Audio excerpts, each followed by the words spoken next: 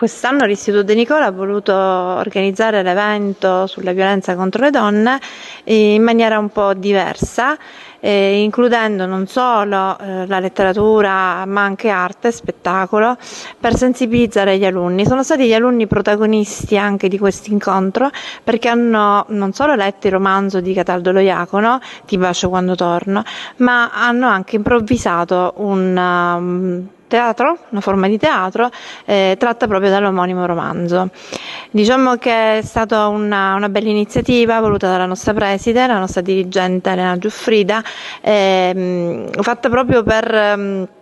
non solo coinvolgere i ragazzi ma anche coinvolgere tutta la scuola, perché la storia di Santina proprio si svolge all'interno di una scuola di Marianopoli ed è stata uccisa soprattutto perché lei voleva studiare. Quindi diciamo l'incontro parte da questo, dal fatto che rivendichiamo il diritto allo studio.